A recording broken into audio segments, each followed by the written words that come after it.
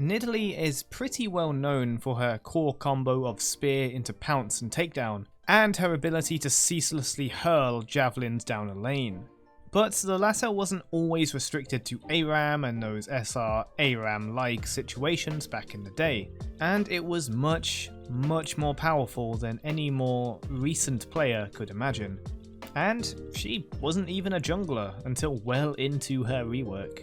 So what was Nidalee exactly, and just how much of a poking nightmare had she been before the rework? The first thing to notice is that the rework didn't actually change any abilities, at least not by name, nor their main idea. Nevertheless, let's look at her base kit.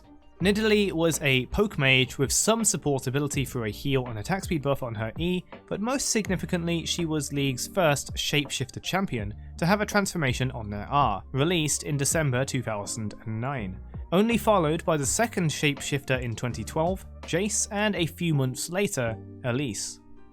There would be no other shapeshifters of this nature even up until the present day, unless you count Viego turning into other champions, or Gnar and Mega Gnar. Though I'd like to give an honourable mention to pre-rework Gwen, and we'll get to that eventually. Nidalee's passive allowed her to gain movement speed when travelling through brush. Clearly from a simpler time of League when that's all passives were.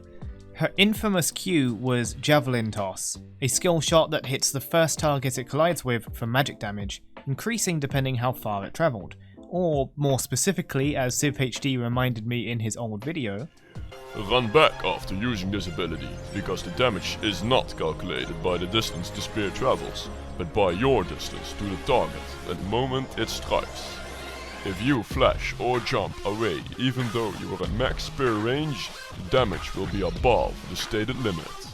The spear was a particularly offensive part of her kit for a few big, thick reasons, but we'll get there soon enough. Her W was Bushwhack, allowing her to place a camouflaged trap that revealed targets that stepped on it, dealing them magic damage. Their armor and magic resistance would be reduced for the duration of the debuff, and these traps were visible to enemies. Her E was Primal Surge, healing an ally champion or herself and giving them attack speed for a short while. Her ultimate, unlocked at level 6, transformed her into her Cougar form, giving her access to new abilities, but with additional dodge chance and movement speed. Dodge chance was an old stat from when percentage chance to dodge attacks was actually a thing in League of Legends. Her Cougar form Q was Takedown, and dealt her AD plus bonus damage to her target and increase in damage the lower the target's health was. Her transformed W pounced forward, dealing a little AoE damage and on a rather short cooldown. Back then, this ability dashed literally in the direction Nidalee was facing, kind of like how Riven still does with Q when not hovering over a target enemy. Her Cougar form E was Swipe, dealing AoE damage in front of her.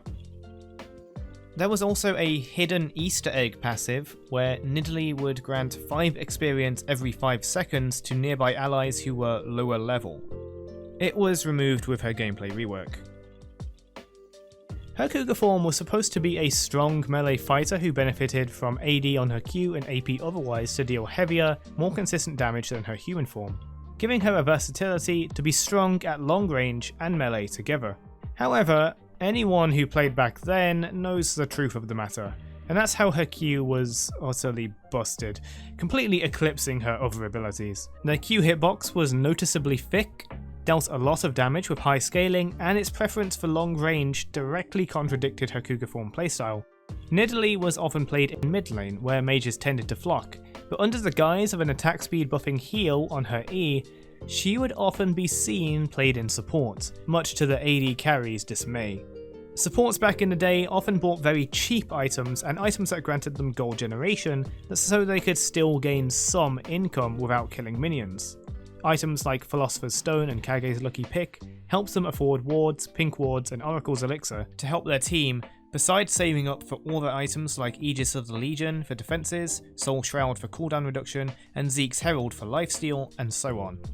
Unlike the modern days of League of Legends, seeing AP be bought was not only mostly unheard of, but straight up blasphemy on the meta and an insult to your AD carry, as if they can't do enough damage themselves, or you're trying to steal their spotlight. But we know that this is League of Legends, and everyone wants to be the carry, even when they end up in the role that is the opposite.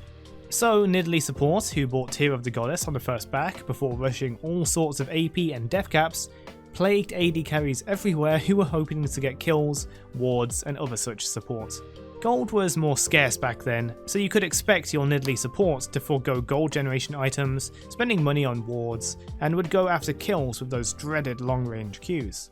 No matter the lane, Nidalee's Q was slow travelling but had such a wide hitbox, low cooldown, and could be endlessly spammed from a distance in a League of Legends where champions with even just 2 dashes were a rarity. Not only that, but attempting to chase Nidalee would have her turn to her Cougar form's primary use, which was to spam W to dash away, throwing spears from a comfortable distance. And funnily enough, jungle Nidalee was unheard of. So much of her power was in her long range Q that it would be rather silly to go and practically melee the jungle camps, which she wasn't even good at until level 6. Old Nidalee didn't have her ultimate at level 1 like Rework Nidalee, Jace and Elise had, so she had to earn it, further encouraging focusing on the ranged Q playstyle. That said, her E attack speed and Cho'Gath Q did somewhat encourage AD Nidalee even if it wasn't very good.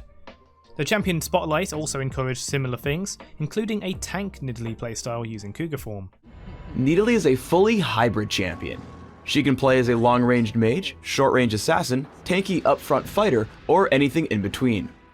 Knowing how to take advantage of both her human and Cougar forms are vital for success. Nidalee's gameplay rework arrived in Season 4 on patch 4.10, but unlike other champions who received all-in-one VGUs, visual gameplay updates, Nidalee received her visual changes spread out over the years. In 2012, she had her base splash art updated, as well as her in-game model. The other old splash arts remained for a few years, even after her gameplay update in Season 4, as they wouldn't be updated until Season 6. Needless to say, the visual rework was very well received, and she had a major glow up from the old 2009 Nidalee. Her ability names all remain the same, but with some changes that together massively shifted her playstyle without removing the old, even if some were concerned about that. Her passive gave extra brush movement speed when walking towards a visible champion within 5500 range, and had a new extra effect called Hunt, a debuff applied to anyone struck by her Q spears or W traps for 4 seconds. Nidalee gained 30% bonus movement speed towards hunted opponents, and her Cougar abilities gained an additional effect when hitting and consuming the hunted mark. Her Javelin Toss Q had its base, scaling, and bonus damage reduced, but even more significantly, its projectile width was cut in half, making it much more bearable to play against and much more skillful to land. This damage reduction was the price of adding the Hunted passive, allowing for a clear combo with this spear and her Cougar abilities. Her Cougar form Q now dealt magic damage and dealt 33% bonus damage against hunted targets at 75 extra range than normal. Her Cougar W now has much higher range when cast at a hunted target and dashes directly towards them. Killing a unit with Cougar form now also reduces its cooldown to 1 second. Her transformed E would also reduce the W cooldown to 1 second if cast on a hunted target. All abilities were given damage changes with lower bases and higher scalings, but most significantly, Cougar form was now available from level 1. Back to human form, her W has some stat changes, including dealing percentage current health damage instead of just flat, and also applied hunted to enemies it trapped. Her E was buffed slightly, but with a higher cooldown. This rework massively reduced the effectiveness of a spear spamming Nidalee with a higher potential burst damage when she combined her spear with her Cougar abilities by applying Hunted, requiring her to put herself at risky ranges to achieve her full damage potential.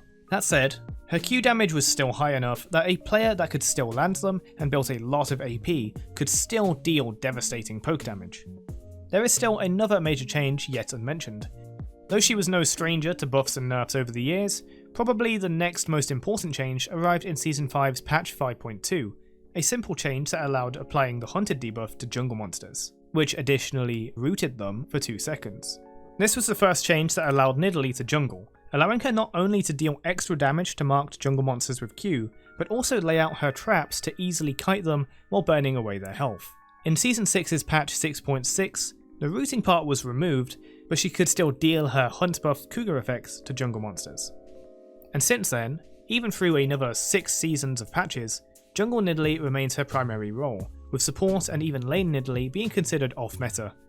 Though she's still a terror in ARAMs and poke comps, the thinner spears and split power budget between her human and Cougar forms made her much more bearable to play against, and overall a lot more fun to play, unless you really like poking from afar, in which case she's actually still good at that if you're building full AP, but now you have that added potential burst in your Cougar form combo. Having played alongside and against the old Nidalee plenty of times, I still feel pain when I describe this image of a Nidalee support rushing a tier on first back, or when a spear is travelling in my general direction, so I can't hide how much I liked this rework at the time, and still love it now, even if my AD Nidalee trolling days were short-lived compared to my other antics. But that's my opinion, and I'd love to hear yours. Do you remember the terrifying thickness of the old Nidalee Q? Do you like the idea of a lane or support Nidalee compared to the now common jungle playstyle? And of course, what do you think about the visual upgrades? Let me know what you think in the comments below. Shoutouts to the members OKJ, Nashborn, Awesome Tioda, Light, AJGBeat91, Ash Ketchum, War Squid, Genocide, Awesome Ground, Kayle, Boblax, Luxius, my dad, and Unknown22 for supporting the channel. Thanks again. I've already done some work on the next before the rework, so hopefully we'll see that rather soon as I'm at least one step ahead. See you then.